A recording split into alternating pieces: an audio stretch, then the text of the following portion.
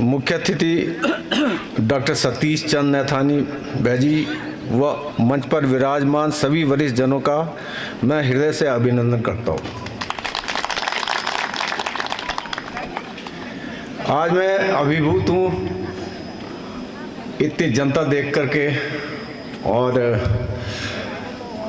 मेरे मुँह से भी शब्द नहीं निकल रहे हैं, मैं कितना इमोशनल हूँ। हमारा 5 साल की मेहनत जो है, हमने 5 साल इसमें काम किया है, और आज ये 5 साल की मेहनत आप लोग देख रहे हैं, तो ये हमारे लिए, पूरे ट्रस्ट के लिए बहुत सौभाग्य की बात है कि ये काम हो गया।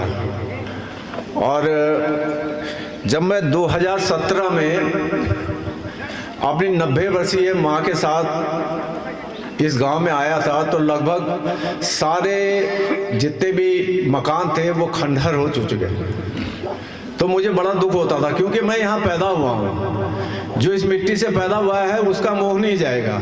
हम बार बार यहाँ आते हैं, हम बार बार यहाँ आते हैं, क्यों? हम यहाँ पैदा हुए हैं। जो बाहर की जो जनरेशन अभी पैदा हुई है, उन लोगों को उतना मोह हो ना हो, लेकिन हमको तो बार बार याद आ जाती है, और हम गाड़ी उठा करके एकदम से पहुँच जाते हैं। हमारे साथ सुनील भाई होते हैं साथ में, और काम तो चलते ही रहते हैं। इन कामों को देखने के लिए भी आते हैं हम, लेकिन आना तो हम दिल से आते हैं, क्योंकि हमारे को यहाँ की याद आती है। हमको यहाँ, ये मिट्टी हमारी है, इसलिए हम जरूर आते हैं यहाँ पे। तो मैं माँ के साथ आ गया था 2017 में, और सबसे पहले हमने अपना पुश्तैनी मकान जो है वो दुरुस्त किया। तो पुश्तैनी मकान बनने में भी करीब, जब हम उस पुश्तैनी मकान के अंदर सोते थे मैं और माँ, तो हमें ये लगता था कि पता नहीं सुबह हमारे ऊपर न गिर जाए। मतलब इतना जीर्ण शीर्ण हो रखा था वो मकान कि हम कभी कभी जब हम सुबह उठते थे दोनों माँ बेटे, तो हम कहते वो भगवान, हम तो बचे हुए हैं, क्योंकि वो किसी भी टाइम पे गिर सकता था। तो खैर किसी भी तरह से हमने उसको बनाया। उसके बाद माँ ने कहा कि यहाँ पे भी हमारा एक मकान ऊपर स्कूल में बनाओ। ये पीछे आप लोग जो देख रहे हैं, ये दूसरा मकान ये बनाया है। उसके बाद भाई साहब आए इंग्लैंड से, सतीश भाई साहब, इन्होंने पेशकश की कि इनको मकान चाहिए यहाँ पे। तो तीसरी पेशकश वहाँ पे पूरी हुई इनकी, और तीसरा मकान भी मेरे द्वारा ही बनाया गया। तो हम लोग एक तरह से यहाँ पे पलायन की जंग लड़ रहे थे। पलायन के विरुद्ध में हमने शुरू किया कि हम पलायन से लड़ेंगे, तो इस तरह से हमने किया। अब लोगों की फिर फरमाइश आई कि हमको कई लोग फ़ोन करते थे, चाचा जी हमारे को भी मकान बनाना है, आप हमें ज़मीन ढूंढवा दो। फिर वो कहते थे कि अगर हम आएंगे तो रहेंगे कहाँ?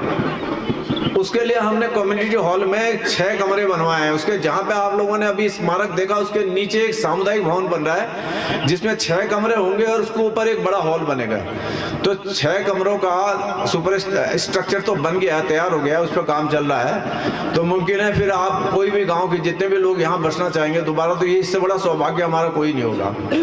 हम तो चाहते हैं कि सारे गाँव के लोग दोबारा से वापस आएँ, और हमारा ये गांव कभी भी घोस्ट विलेज न कहलाए, भूतहा गांव न हो जाए कहीं। इसी प्रयास में हैं हम लोग।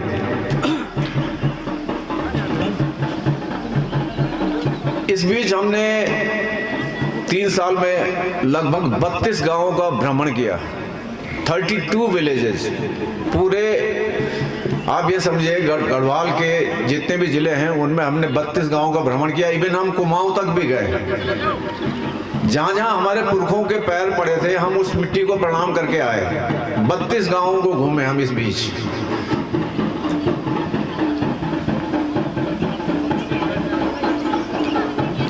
इसके बाद इन्होंने, जब भाई साहब का मकान लग गया था, तो भाई साहब और हम मिल के हम लोगों ने फिर एक ये प्लान किया कि इस गांव में पुरिया दादा पैदा हुए थे।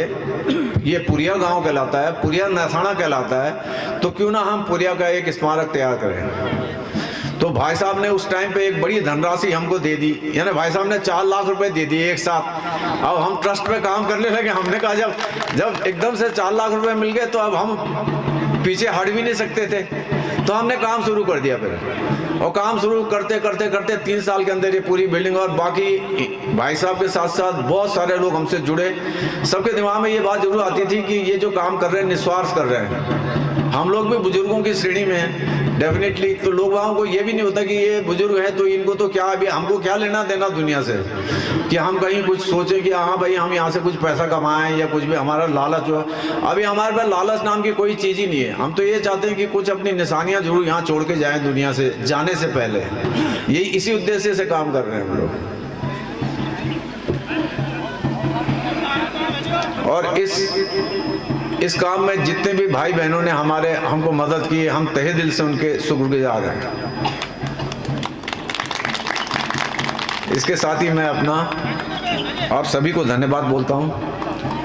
और एक मजरूर सुल्तानपुरी थे, शायद है कि उनका एक शेर मुझे याद आया, मैं अकेला ही चला था जानिबे मंजिल मगर, मैं अकेला ही चला था जानिबे मंजिल मगर, लोग साथ आते गए और कारवां बनता गया। अकेले कोई नहीं काम कर सकता। धन्यवाद।